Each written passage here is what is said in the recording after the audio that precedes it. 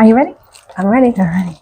Welcome to Broom Talk, the podcast where witches, healers, magic makers gather to share their journeys, their magic, and their truths. I'm your host, Priestess Melissa of Enchanted Dragonfly, inviting you to take a seat at the broom circle because the real magic is in the stories we tell. So let's stir the cauldron and speak the spell. So I have another magical being with us today. So tell us your name and your business name. Hi, my name is Anne Hartnett. I own a little business called Moonshadow Intuitives, and we just started up within the last year, so it's been pretty exciting. Awesome.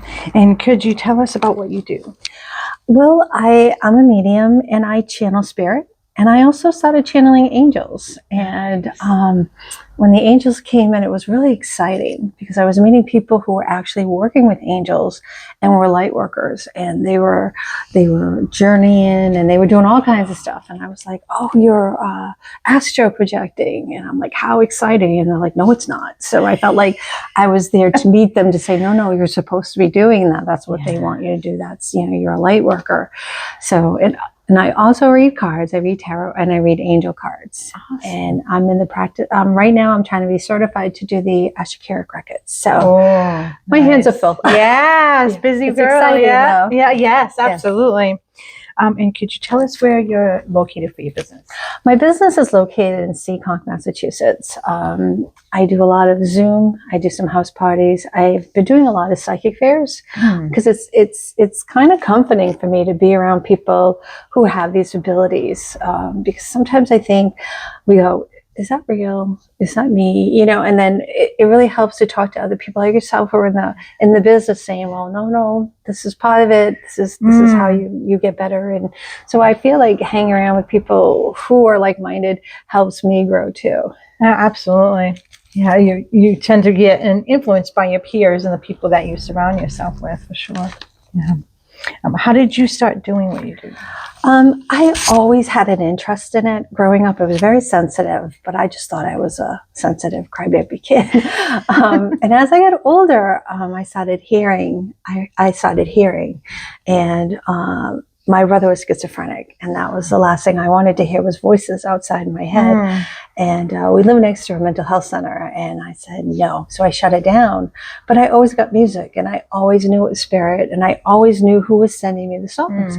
So even though I wasn't really practicing, I was getting these messages, and they were comforting.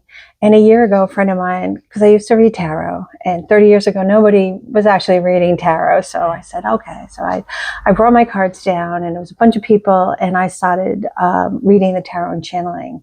And I was like, oh, what is this? So it took me a while to figure out what it was, and it evolved into this little business, and a lot of fun. Yeah, definitely a lot of fun. That's awesome. Nice. And what type of practitioner are you? I'm a medium. I'm a channeler, and I'm a Reiki master. I've done Egyptian Reiki, and I was surprised by that because Yushu is 4 symbols. Egyptian Reiki is many different symbols. And I took the class, and it was such a disaster. I was sick in the middle of it. Oh, no. And I said, well, maybe this isn't for me. And 3 days later, I had a vision of segment. And at first I was like, oh no, what is this? And I said, well, I think she wants me to do something with this. So nice. My original intention was to go to nursing homes and to do Reiki and to visit people who didn't have anyone. My mom had dementia for 15 years. So we would go in and see her, and there were people there who didn't have people visit them. So originally my intention was to retire, which I did last year, and go in, and I started taking classes, and a lady who did angel reading said, "You're a medium," and I'm like, no, I'm not. And I was, and it took me a long time to understand it. We had something in our house that kept talking to me, and it wasn't a pleasant thing. So it was a whole thing there. So there was a whole series of events. We had moved. we were in the Bridgewater Triangle, because Seekonk is part of the Bridgewater Triangle, and all that stuff that comes with it. And I found I was really sensitive to it. I heard knocking on the door at 3 a.m. Wow. And I had 2 dogs. They're fast asleep, and I'm like, why aren't they, really Freaking out. Yeah. But then they could see whatever it was, and I was very thankful I didn't see at that point, because they were very afraid. But we got through it. We cleared it. We learned how to pass it through with love, and but it was a trial. It was definitely a trial. I bet. And can you see them now? I can see when I read. Normally, when I start reading, I can't explain it. I just channel, and I don't know what's going to come out of my mouth. And the longer I'm with somebody, the more I start to see people. I'll see the person who's coming in, and I can describe them, or I'll see movie clips, Nice. or I'll get a music piece, and it's strange the way it comes out. But most of the time, it just comes out of my mouth, and that's why it was so scary to me. It was like, I really feel like I'm full of crap, because it just comes out. Yeah. But yeah, definitely not. Yeah, that's totally on point. And I started reading people, and I said, I'll read you, but you have to tell me if I'm wrong. And nobody told me I was wrong. So I said, okay. And there was one incident where I said, was your father in this band club? And she showed me a drum with the name of the club on it. I said, okay, I believe you. Yeah. So here I am. And then I found that I met the right people, and the more I do this, the more people I met, like I came up and I met you, and it's just been that way. And from people I've met, I've done other things, and I've grown, even though I feel like, I've done my career, I've done everything. I could sit home and do anything, but now I feel like I'm just meeting new people and having new experiences. And it's a lot of fun. And I feel like I'll sit down and I'll read, and 3 hours will go by, as opposed to working when you're like, oh, where's the clock? You're watching the minutes tick away. When it's something you love and it's from your heart, it's so much. It's just, I can't explain. You must know when you read. Absolutely. You just enter a whole new level. Yeah. And it's, I've heard the same experience, myself included, of readers, whether it's energy, tarot, runes, just a mediumship, any type of message that you're relaying. It's like it's delivered, and then 20 minutes later, you probably don't remember what you were talking about. And it's because you're just delivering that message. So you're just like the channel, you know what I mean? Yeah, it's a channel. And it's funny because when I first started doing it, I got people who lost children. And I would go home, and I would curl up, and I'd say, oh my goodness, until there was a message for me that pretty much said, and I can't say it the way they said it because I don't really remember how it was worded, but it was worded very strongly. And it pretty much said, it's not for you to judge the message. Your job is to pierce the grief and remind people that we're not the body, we're spirit. Yeah. And that was the function. So, and then after that, I didn't get anybody who lost children. It was a different thing. So you continually evolve with this, and you grow. And I've done automatic writing. Like a lot of this, when you do this work, it's actually you that's doing it. When I was working, if I made a mistake, it could be somebody else's fault, but here it's yours. Yeah. So I feel like it's a big responsibility, and it's a hard thing to transition into, because you are the messenger, but then I have to take a step back and say, no, it's not me, it's spirit. Yeah. Like I'm just the mouthpiece. Yeah. Yeah, absolutely. Yeah. What is your spiritual origin story or an awakening moment? Awakening. Maybe when I heard spirit off the back of my head, that was scary. And they kind of said, well, let's not mess with this girl because she's not really ready for it. So I think I was up, it was about 11 o'clock at night, and I heard spirit, and I can describe it as just a total flat voice. And I never told anyone about it. And I was taking some classes, and somebody else said, yeah, it's like this dull, flat voice. And I went, okay, I'm not crazy, so, but it took me a long time. I really feel like I had to finish what I was doing with my career in order to start this. And it was just a fluke. Somebody said to me, bring your tarot cards.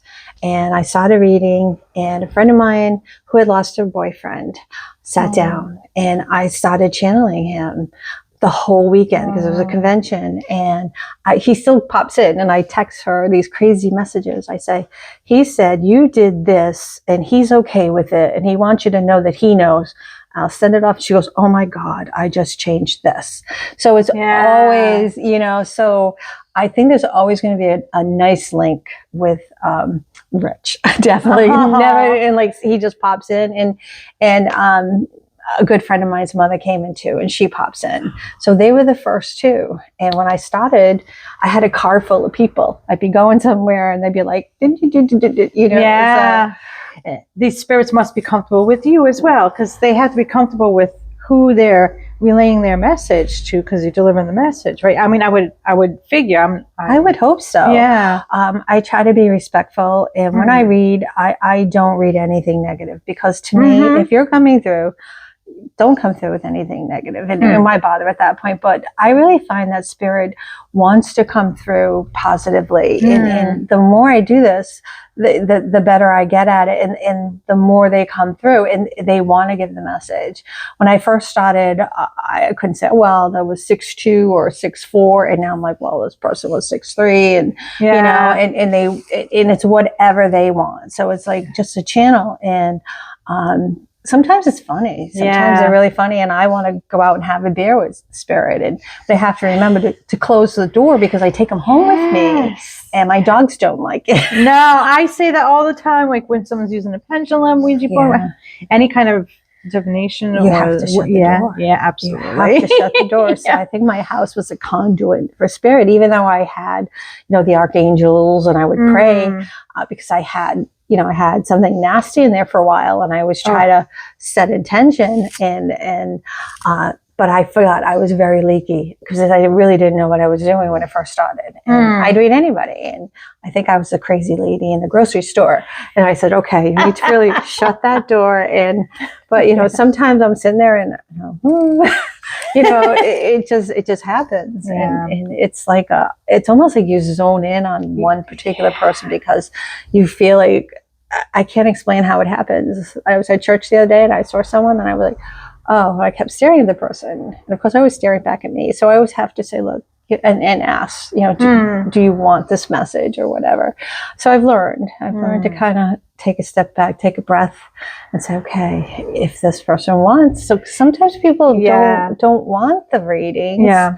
So it's a matter not only of learning how to control yourself, and how to ethically, you know, and ask people for permission, because I think it with channeling, it just all comes out. Yeah. And it's all out there, and you're like, oh, you know, you can't put the genie back in the bottle. Oh my goodness, that's really true. What's your daily spiritual or magical practice like? My spiritual practice, I love to meditate with angels, and I have this little meditation that raises your vibration, where each archangel comes by and like touches your chakra and just lights them up, you know. And I feel like instead of my energy being down here, and I did realize it's all about energy, because if your energy is here, you know, something that has energy here is going to like that. But if your energy is here, you can kind of keep anything lower vibration away. And I used to be terrified of that, and now I just kind of send them love, and I don't have an issue with that. But I probably have an issue. I probably have to clean my house. I probably have a lot of people hanging. Some people have cobwebs. You have spirits. I have spirits, especially in my bedroom. I have two dogs, and one of them won't walk in at all, and the other one's like, you know, wakes me up at 3 a.m. and says, no, I'm out of here, you know. So I feel like they see it. They probably see, I don't see. Thank God I don't see. I think I'm a big chicken. That probably to see, like, to feel it and notice it, but to see like a bunch of people standing around, especially in your bedroom, like, excuse me. Boundaries, people. Yeah. And you know, I've heard mediums talk about this, and I'm thinking, oh, okay. And sometimes when you say something, you say, like Maureen Hancock would say, I get goosebumps, and I'm like, oh, I get goosebumps. So I'm still surprised by it too. And I always feel like, to me, it's a gift, and spirit just puts me where I need to be. And I find that if I just lead with that, I lead with my heart, it doesn't matter where I go. Even if, like, I do a lot of psychic fairs. If I go to one fair and I have one person, that's the person I'm supposed to talk to. And that's okay. You know, I am not competing with anybody. You know, everybody has their own way of doing things, and whatever my message is and the person who's coming is for that person. So it's, at the end of the day, it's perfect. Yeah, absolutely. And it always works out for a reason. I'm a big believer in that. Things always happen for a reason, for sure. Who or what inspires your path the most? My path.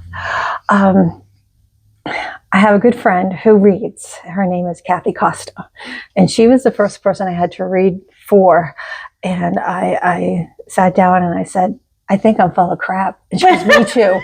And we were fast friends. And so I would say Kathy Costa inspires me. Nice. Because, you know, when I think I'm crazy, I'll call her up and she'll say no. And so she's been a really good friend. And she's helped me, you know, through the path. And it's a scary path by yourself. So when you have one good friend, and I've met other people. I have a good friend who does Reiki. She does beautiful Reiki, you know, and I have other people who do other things, and I can count on them, you know, to call and say, I'm feeling a little small today, and they'll say, me too, you know. So it's hard because, like, we're people too. Like, we have our own days when we just don't want to get out of bed, and, you know, we're going to get out there and give messages. So we need to raise our vibrations, and we need to contact and be open to the people that come in. Absolutely. And I'm glad that you have somebody that is like connected like that. We have almost like you ground each other, right? Yeah.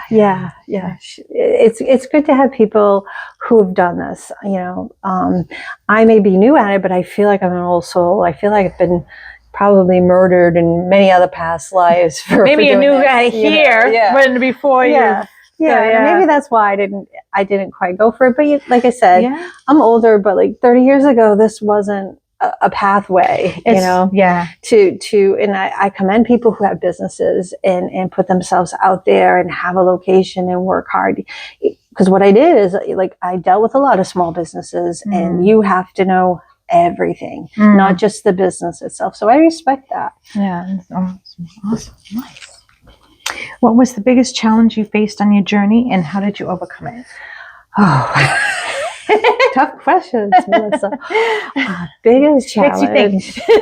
Biggest challenge, I would say, was taking my own emotions, because I think a lot of people who do what we do are empaths, and I know a lot of us wear the bracelets, the dark bracelets, and a lot of people I talk to are empathic as well, and that's why they're seeking out a medium or a psychic.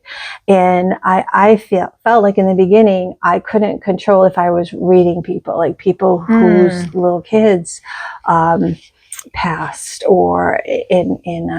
and sometimes someone will come and they'll have a question, and I'll be like, oh, I'll be stumped, but I said, just calm down and do it. And one was a 9-month-old.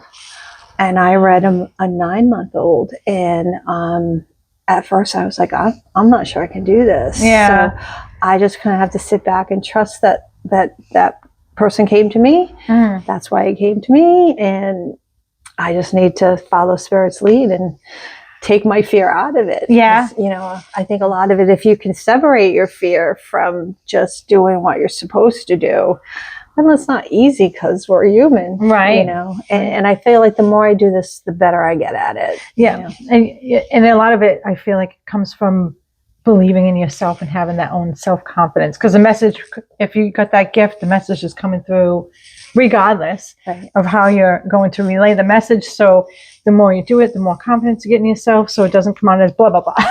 I think really my biggest challenge was I started taking mediumship classes, and they were like, oh, connect with your spirit guide, blend, and me, it was just coming right out. Nice. Whoa, you know, so I had to learn that, okay, this is not how I work, you know. So like, it's trying to fit a class that I was in, I had to realize how I get the information, and I had to say, okay, how do I blend? And sometimes maybe automatic writing, sometimes going into the records, or sometimes just taking tarot, and throwing some cards out. So I feel like when I read, I've got the tarot cards, I have the angel cards, I have angel channeling, and I've got spirit.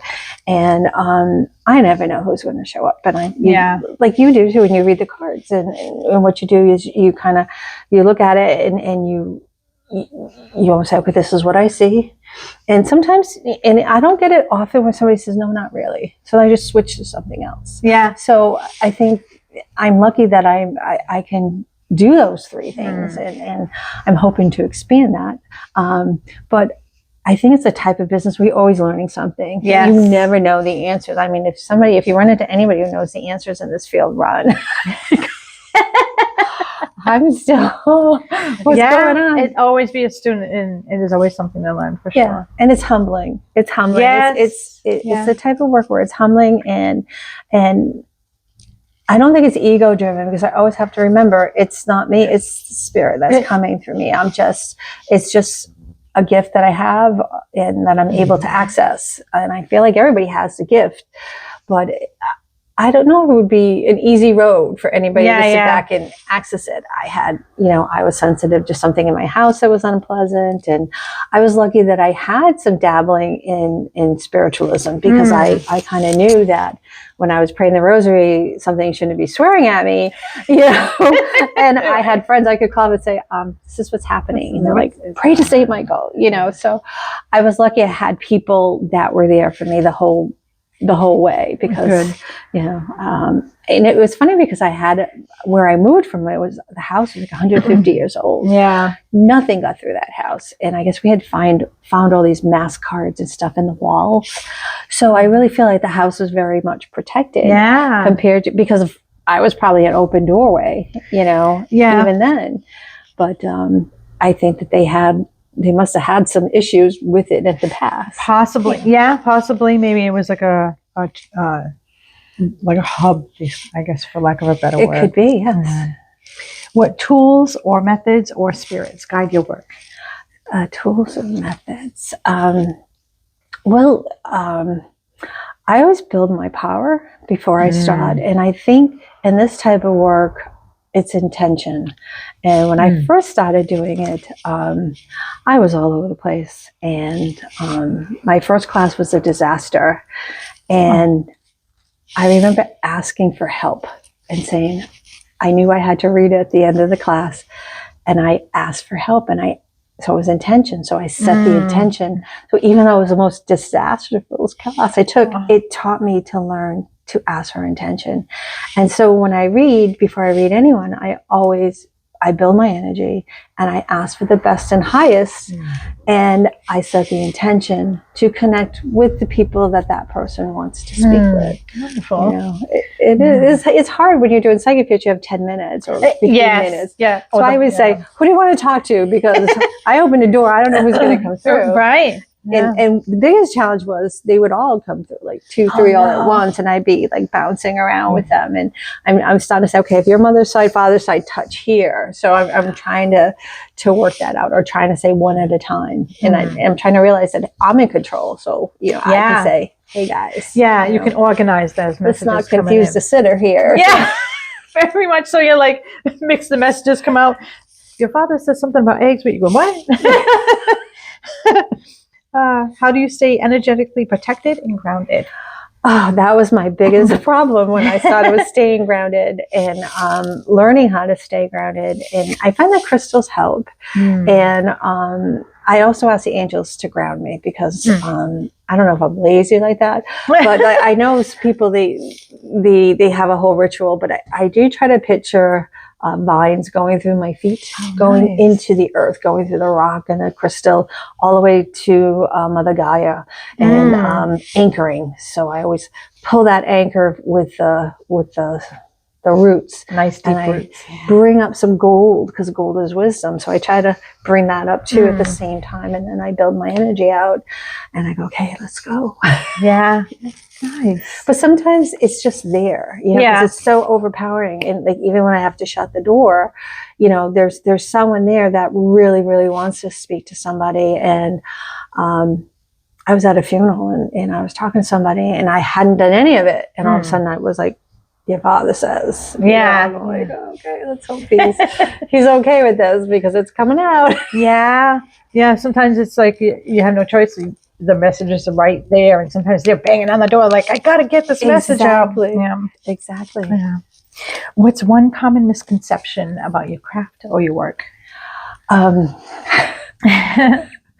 Well, I think too, a lot of people who have very strict religions are very quick to put you in a category, not a nice category. And before I left work, I was doing this, and I worked with somebody who was like that, who pretty much told me I was going to hell every day.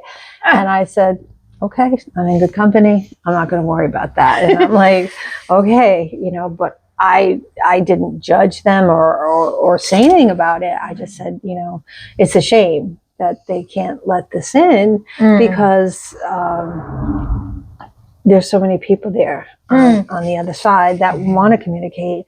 And it was a very strict religion this person was in, and I respected it, but it wouldn't have been for me. So that was my challenge. So here I was, all of a sudden I'm channeling people and I'm going to work, and somebody's talking to me about it, and the person over there saying, well, you're going to hell. And I'm like, okay, and so I think that was a challenge. But even after that, I felt like I was two people. I was the person who worked 40 hours, and then I was a medium, and I didn't know who I was. So, and finally I retired, and I said, okay, you're not that person anymore. Yeah. You can just you can be a retired person, or you can be a medium. And when you need to be a medium, be a medium.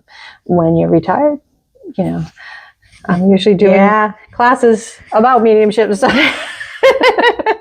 Yeah, and sometimes it's hard to wear those two different hats because you can't be so open. But now that you're able to, it's a little bit stronger. But I find, I find that there are certain people that are still like opposed to, maybe they don't understand it, or maybe it's religion, and it was hurtful because a lot of people that I was friendly with, that I was involved with, were like, and I say, okay.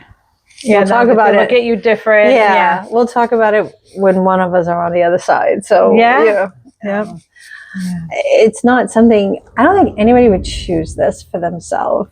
It's not something, I dabbled in it. I was interested in it. I guess I was always interested in it, but the timing wasn't right. When like you open the stores, wonderful, but like when I was reading cards, I read somebody's cards, and that was it. They ran out of people to read. Yeah, you get to a point of it. Yeah. Can you share a powerful or memorable client transformation? I have to talk about my friend who lost her fiance. He died in surgery. And she was extremely upset, and she wasn't really my friend. I mean, I knew her. Right. We were in the same convention, in the same group of people, but I never talked to her. So that day she had a program about her fiance, and she has an organization for what he died from. And I said, that was a beautiful presentation. And that night, a friend of mine said, read a card. So I was sitting in a little lounge area reading tarot, and she came over, and she was really kind of tormented. Her boyfriend was young. She was totally in love with this man, and he was the first person I saw, and I saw him all weekend long. And I would go up to her, and I'd be like this to her. I'm like, oh, I don't touch people, but this is from him, And as things progressed, she came into her own. Like, I think the last time I saw her, I said, he chose to pass to help other people.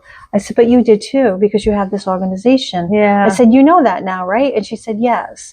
So she was very much at peace. Yeah. So I think it made it all worth it. If I do nothing else, if you can offer some people peace, that's huge. Because a lot of times there's no closure, right? Exactly. And it's, especially when it happens all of a sudden, unless somebody's dealing with a terminal illness, and you have that time. And you don't get to say goodbye, and you have a life that you're going to have together, like these two wonderful people did, and to to my friend's credit, she turned it around. She has an organization. She raises money, but she had a hard time. Yeah. She had a very hard time, and it just took me to say, "Oh, he used to give you bear hugs," like just different things. And she's like, "Wait a minute, I bought this shirt because it feels like a bear hug." Oh. So that was my first confirmation. And then he brought my brother in. My brother passed at 36. So I said, "Oh, he was a gentle giant. He was big." She said, "Yeah." I said, "Big guy." And I said, "But nobody could talk about the family." I said, "He was a gentle giant, but anybody talked about his or own, that was it." Yeah. And she said, "Yeah." I said, "Well, you brought my brother in." So he gave me a gift too. Oh. So that was like the first time. It was the first time, but he brought my brother in, and I'm like, and I was explaining to her, I said, he gave me a beautiful gift as well. Yeah. You know? Oh, that's wonderful that you got that little bit of message Yeah. too. So I always keep that because my brother died at 36, and it was really hard on everybody, especially my mom. And that's when we started going to the spiritualist church. So I wasn't a stranger to the spiritualist church, and they confirmed like, "Hey, you get music," and I said, "Yeah, I do," and we left it at that. Interesting. So yeah, I love that. That's awesome. I'm so sorry about your loss. Oh, well, yeah, my mother said he didn't have to stay. He was too good. Sometimes I need more needed on the other side. I think so. Yeah. I definitely think so. Yeah. What sacred self-care practices keep you aligned? Oh, aligned. I would say meditation. I definitely, sometimes I get a little scattered and I think life gets thrown at me. And I always take right at night, right before I go to bed, I do a guided sleep meditation. So I feel like I'm covered, but I also feel like I'm taking the lazy way out too. Whatever works for you, right? There's no wrong way. Yeah, it calms you down. It puts you to sleep. It gives you some angels. And I had a little Pomeranian who was 18 and she passed. And my mother had passed before her. And that night I heard my mother calling her. Oh, wow. And she passed the next day. And maybe 4 days later, I was doing a meditation and the angel of peace came in with my Pomeranian. Aww. So my Pomeranian came in with a little jazz hands and walked out of the angel of peace's arms doing "How Do You Like Me Now" from Hamilton. So I'm like, okay. That's awesome. Oh, I love that. Oh, what does success look like to you as a spiritual business owner? That's a good question. I think success for me is to give somebody some comfort. You know, I think I've always been in service. I was a union representative. I was on the board. And even now I try to help people who are starting out because it's not an easy calling and it's not an easy business to start by any means. I mean, so I try to say, "Hey, why don't you try calling this person?" If somebody asks me, I'm more than happy to give out the information. So I really feel like my success is to me, it's where the heart takes me. I don't compare myself. I don't look at the end of the day how much cash is there or anything like that, you know, because I'm fortunate I'm retired. So like I'm able to follow my heart and I'm able to say to spirit, "Hey, put me where I need to be." So if like I do a psychic fair, it's $10. I have one person, I leave, I'm happy, you know, but it's not a major business where the people I work with, you know, they count on that, you know.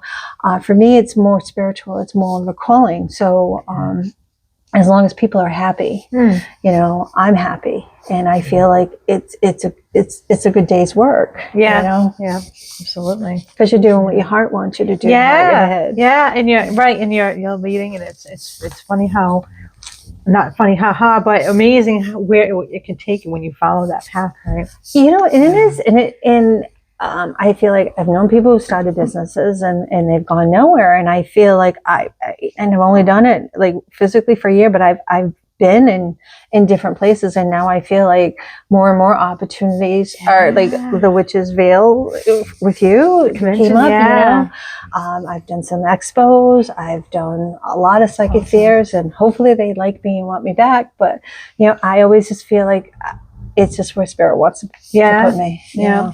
And you can get mad at spirit, you know, but.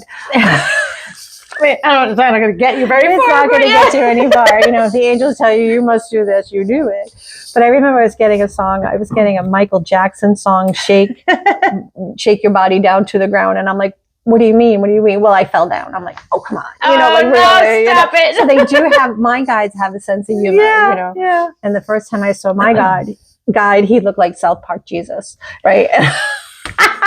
Like, I would get South Park Jesus. And it was a couple of months later, I was actually watching South Park, and South Park Jesus was on there. Wait, and I heard my guide say, I don't look like him. Wrong geographical but he had the white robe. He had the, you know what I mean? And he, I feel like we were married in another life or something way back. But I feel like I had a vision of this my guide who was with me while I was being burned at the stake. Oh no! I was a male at that time, but I really feel like people who do this type of work probably have pasts like that. Yeah. So no wonder why I didn't want to do it till I got older. Yeah. I mean, I could see how that would continuously haunt somebody, especially if you're aware of it, right? Yeah. Well, no. Well, that you said with spiritual, that like I had to go through all this. Like, okay, how did this happen? And so they were like, how do I know you? I asked my guide how I knew him, and he showed me the pyre and like, oh my goodness, okay. Maybe I was better off not knowing. Yeah. Yeah. Oh, sorry about that. Oh my goodness. Oops. Yeah. Oh.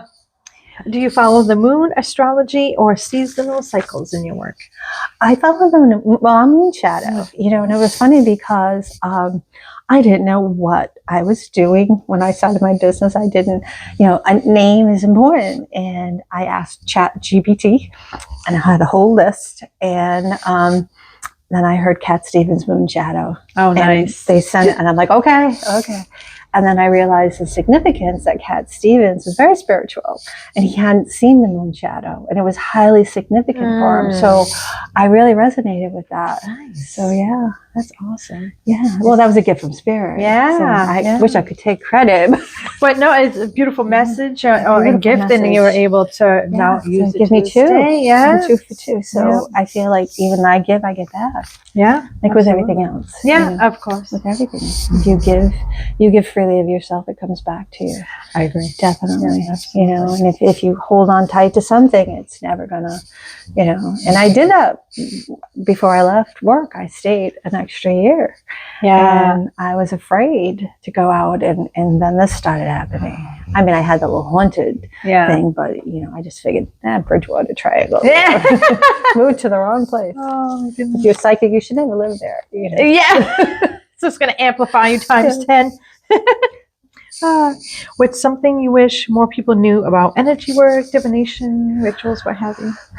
It's funny. I've met a lot of people in the past couple of weeks who are light workers, who are here, that their purpose is here, because I started channeling angels, and they come in and it's like a V shape. So all this light comes in from a V. So like I can always tell when somebody's doing the light. And I think I told you that when I met you, that you're here, you're a light worker. And right now our planet is so divisive. Yeah. And we're here to heal it, and I had one lady saying, well, what do I do when these people say this about our administration? I said, you're not here to tell them they're wrong. I said, you're here to heal and get everybody back together. So you just have to wait for everything to kind of fall apart, because I think the energy started shifting about 2 months ago. I'm sure you felt it. And I feel like hopefully we're all going to come back together. And I feel that with these people I've met, that they're here for the light, and they're here to heal it. And I hope I'm part of it too. Yeah. I prayed to the Virgin Mother, and that's how I started. I got a message from the Virgin Mother one day, and she told me that I would be doing this work, and I went, ha ha ha, because I was still working. I'm like, okay, yes, Virgin Mother, sure, but you don't argue with the Virgin Mother. And I found out, and it was so fascinating, because I was in a class, we were making a rosary, and they said, we're going to do Reiki and we're going to do meditation. So I'm looking for an angel. I'm like, I just made a rosary. Of course, the Virgin Mary is going to come in. And I was like 3 steps in front of the meditation, and I was like, oh, and it wasn't until the message was, you're going to know when the time is right to do it. And then something happened at work, and I had a vision of two puzzle pieces coming together. Oh, nice. So I really think they really had to tell me because I'm very thick-headed. Literally spell it out. They had to send the Virgin Mother down. They had to put the pieces in, and neon signs going off in the background. Yeah. Very like, you know. So because I kept saying me. Yeah. Are you sure you have the right person? Yeah, like you're the last person standing. Like, so it's hard. It's not an easy path, but it's a beautiful path when you can give somebody a message, you know. And when I read a lot, I make people cry, and it's a release. I realize it's a release, but I always feel bad because I'm empathic, you know. But I do realize it is kind of a relief process, and I have to. Because I'm making you cry. So like me is going, no, I don't want to make anybody cry. But I realize the person is touched by the message, and I know I'm on the right track when that happens, and especially if it's kind of a newer person's past, or it's a mom or a grandmother. And I read somebody who had just lost their grandmother, and it was the first Christmas, and I was sitting on the other side of the room, and I kept getting Christmas. It's okay to celebrate Christmas. And I'm like, okay, it's for that lady over there. And I said, okay, if I get the chance. And I got up, and her grandmother was really funny. She said, I made pies.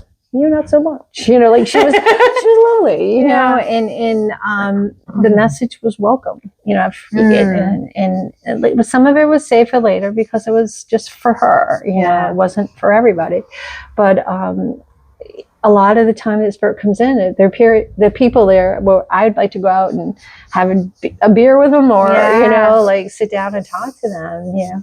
And I do a lot of classes, and sometimes you have to find a memory. I don't know why that's important, but I went down to the Chicago World Fair, and I think it was Nikola Tesla. He did the first Ferris wheel, and I went, oh, how did I didn't know that. You know?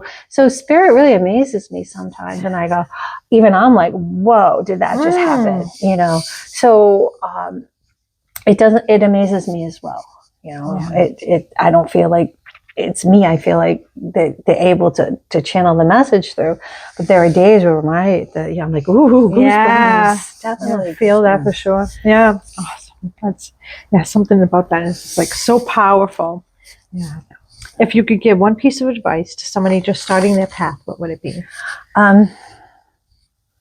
Lead with your heart. Yeah. Lead with your heart. Not with your head. And it's funny too, because I meet a lot of people that are new to this, and they go heartfelt. It's definitely for the right reasons, and they're going at it through their heart. And I'm like, no, you have to go through it. You have to channel up. I said, because spirit's soft and it has to come down. You have to protect your heart. You know, because you're going to be exhausted by the time, you know, 6 months rolls around. You're going to be like, I'm not doing this. I'm going to end up in the ER. So, you know, you need to kind of lead with your heart, but channel through the divine up top to your chakras. And I feel like, you know, the human condition is we always feel like we can do it ourselves, you know. And I think the biggest thing I would tell people is lead with your heart, but always go up to spirit and because we're vibrational, we're all energy. So our vibration's here, theirs here. So we have to raise ours, and theirs have to come down. We can't do that with our heart. We have to do it up. So we have to raise our vibrations up. So that's what I would tell people. You get that, the rest of it's easy. Nice. That's a good advice.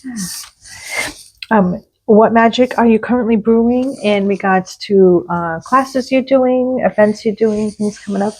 I just finished some classes at Arthur Finley, and they're kind of exciting. They usually start at 5 a.m. because they're in London. So I just finished up with that, and right now I'm getting certified to do the esoteric records. That's awesome. I've always had an affinity for automatic writing, and I can do my own. I always asked about my little imp dog. I'm like, is he ever going to be a good boy? And I say, yes, he will be a good boy. And I'm like, when? You know, so I've always been able to go in and do my own. And I wanted to do it on others, but I wanted the certification. So I'm in the process of being certified to do that. So I find the first time someone read mine, I felt like it was in a tunnel. I don't know if you've ever had yours done. What they do is they say a prayer and your legal name, and they ask the lords of the records and the master teachers and the loved ones, and it's guided by the angel Metatron. So when you go in, and the first time I heard the prayer, I felt like I was in a tunnel, and I was hooked. So of course I took a class, and I accessed how to do mine, and there's not a lot of people who are teaching this particular genre, but for me, I find it's comforting, and you'll read it back and you're like, I would have never said it like that. Yeah. But you're talking to people, your guides and your spirits, because of the way I channel, I'm like I don't see my guides. I don't connect with my guides, and I'm just so when I'm in the records, I'm able to talk to my guides and say, "What's up with this puppy?" And or what is he doing? What do I need to know? And it was extremely helpful for me when I was working, because I thought, no, that didn't happen. Like, I think we all do that. Like, we have these experiences and we go, no, that didn't happen. Yeah. And I remember I was in a class one time and they were doing angel meditation, and I saw this huge lightning strike, like the whole room lit up. Wow. And I'm looking around, I'm like, am I the only one who saw that? And I was. I'm like, what was that? And now I know it's Archangel Gabriel. He comes in with the light like that. And I've seen it a couple of other times, but at the time I didn't know. Yeah. So I love angels. And I like the records because Metatron is there. I don't know what I'll be into next month, but I'm hoping to be certified, and I'm hoping to corner people on the street and read their records for them, because I really feel like the practice makes Wait, before you go in the store. Don't. That'd be fun. Yeah, look on their faces, like, hey, it would be people. I know people who I'll humor you and I'll sit down and let you do it, and thank God I know people will tell me I'm full of crap if I am. So, but I mean, it was at the point where when I was channeling, I was at the hairdressers. I just couldn't shut up at the hairdressers. Yeah, you go to the hairdressers, you're just gonna. Yeah, I can only imagine. Yeah, because the energy that goes through. They like me there, which is good. That's good.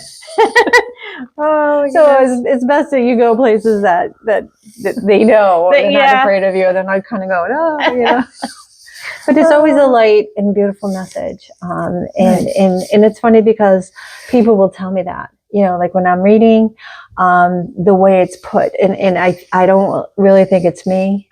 It's just put together very well. And I've read in front of other mediums, been doing it 30 years, who've actually said to me, that's a fine example of mediumship. Awesome. And I'm like, I'll take it. You know what I mean? And I as long as I'm doing good and making people feel good, it's something I'll do. But if somebody gets hurt, no. That'd be right. But I don't feel that's ever good. No, I think you'd be okay. Yeah. So now I have some fun questions. Oh, okay. Those were fun. Thank you. More fun. Okay. What is your sun, moon, and rising signs, if you know them? Cancer. I'm on the cusp on the 22nd. So very sensitive, very, I wish I knew more about astrology. I'm actually getting my chart done. So nice. I'll answer that question after January 18th. So I'll know more about it. Sending me a message. Yeah, I'll text you and say, this is what's going on. Yeah. Do you have a favorite crystal or herb or tool that you work with? Tool. I do use a pendulum, but you know what I use, and I think Spirit's probably very upset with me because I always ask questions. I use the dowsing rods. Oh, I saw somebody on YouTube using them, and sometimes they don't always tell me the truth. So I always have to ask. I think you have to ask 3 times. Are you of the light? Are you of the light? Are you light? If you don't get 3 yeses, then you're not talking to the right person. I think that's what they said on YouTube, and I saw it, and I was intrigued. So I have my dowsing rods out, and I'm like, is my puppy going to behave today? No. So, and I ask it questions, and I find that I ask a lot of political questions, like, okay, is this cycle going to be ending soon? And they say, yes. I say, thank you. That's all I need to know. but I find that if I get anxious, I'll just take them out. I'll ask my questions and I'll put them aside. I say, okay, even if it's not right, like, close that door. Close the door. I have to remember to close the door because I have a lot of friends. But you can't really go in and say, am I going to win at the casino today? It'll tell you yes, but it's not. That like could be such an open-ended question. Like I think the best questions are the best question I've seen is with the records when you say, what does my soul need to know right now? And then they'll tell you. And it's a beautiful question. Yeah. What do I need to know right now? You can't go into the records and say, well, what's the megabucks number? Because they're just going to kick you out of there. So you really have to go in with a higher purpose. Or even if you have a relationship and it's just a guy can say, how does this relationship affect my soul purpose? So those are the type of questions you have to learn when you're going into the record. So they're all higher questions, and we're always cut to the chase. Like, what's the winning Powerball numbers? They're not going to tell you that. Right. You go in for a higher purpose. So I try to keep it on a higher purpose. Nice. But I'm not always spot on. I've only been doing it for years. Well, you'll get there though, and it will work as your way of communication, and that will get smoothed out in how you communicate with them. It will work out. But we're so sensitive when I screw up. I am very hard on myself, and I'm like, okay, you learned, and you try to make amends. Like if I just one time just read somebody and I went, wait a minute, I went back and apologized. I said, I'm really sorry. I should have asked permission. Because of the way it came. Because I was like a newborn. I didn't know. So I had to learn to navigate that and really not read people, or unless I say, I have a gift, and there's somebody here. Do you want to speak with them? It's okay if you don't. So I have to learn it, and I think too. I have family, and if they're out with me, they're like, no, sit down. No, don't talk to people. We're at Outback, for Christ's sake. What's your magical nickname or archetype that you resonate with? Oh, archetypes. Oh, nicknames. I really feel like I've just been guided by angels and the Virgin Mother, and I do the rosary. I have a devotion to the Virgin Mother, and I recite it every day, and I put people on it. I put everybody on it. If somebody's having a hard time or struggling, they're on my list. And when I don't say it, things don't go right. So, I always feel like, for me, I do it because she asks us all to pray the rosary, and I had to learn it. And it's not an easy thing to learn because, nobody wants to take the time to learn it. But I find that I've met other people who do it, and when you recite it, you're not alone reciting it. Like my mother had a big devotion to the Virgin Mother, and she said the chaplet every day. It drove me nuts. It was the same thing over and over again. And I didn't understand it until now, where there's just so much power in words. And if I'm praying and someone else is praying and you're praying, and there's 5,000 people praying this rosary all at once, we're lifting up the vibration. So I might not feel it, and I might have a bad day, but if I pray that rosary, I can feel things lifting, and I think that's the way I can connect and physically do something. And then I always try to spread the light out. It's usually after rosary, because she reminds me, like, hey, it's okay, let's spread some light around, because it's like, we get a little dense down here. We need the light, definitely. I feel that. Tea or tincture? Tea. Tarot or runes? Tarot. Cauldron or candle? Candle. Nice. If your spirit guide had a voice, what would it sound like? Jay Leno. Some comedian, Jay Leno, Jimmy Fallon. That's funny. Yeah, because people would tell me they were hot tickets, and I never got it. And now, I know. I know they're like, you take yourself too seriously. They're like that. That's awesome. And I'm like, one of my spirit's guide is my brother, and I feel like as I said, he was the type of person, he was a big guy, gentle giant, but nobody could talk about his family. He knew who he was. He was grounded. So he's like the perfect bouncer. Like, he's not going to let anybody in. Yeah. Even when we had something really, really dark in the house, we weren't scratched, we weren't hurt. Yeah. So I felt like he was definitely, so he's still there. And he always comes through, and I have a reading. So I know other mediums like, your mother's here. And I'm like, good, I'm glad. Now, you talked about your doggy. Do you want to talk about your pets? I have two. I have an American Eskimo who's 5. Aww. And she's very shy. You know, we moved out to the country. Like, we lived in Fall River, and then we moved out to the country.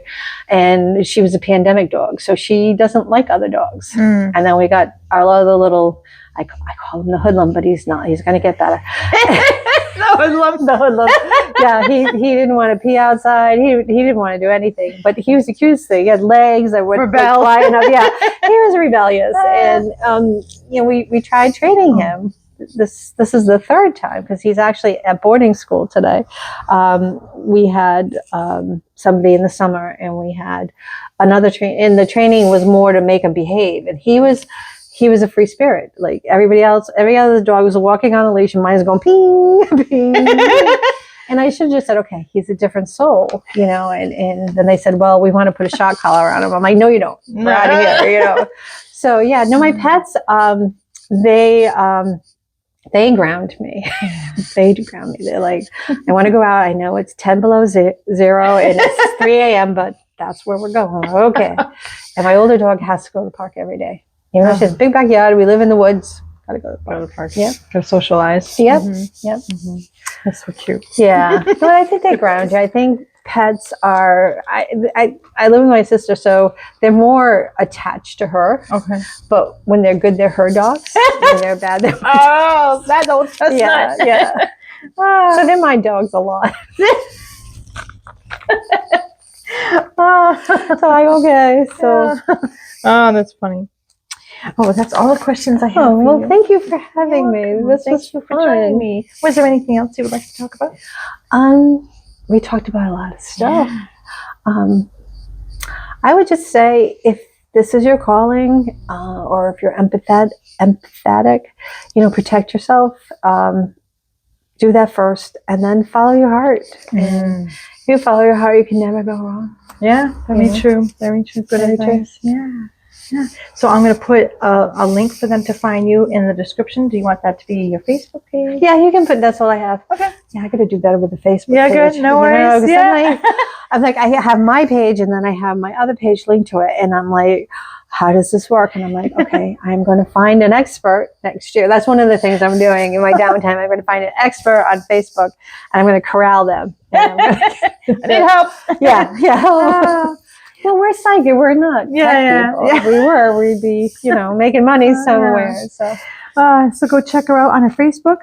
She will also be providing meetings at our witch convention in April next year. And as always, come check us out. We are Enchanted Dragonfly at 99 Church Street, Whitinsville, Massachusetts, a metaphysical shop.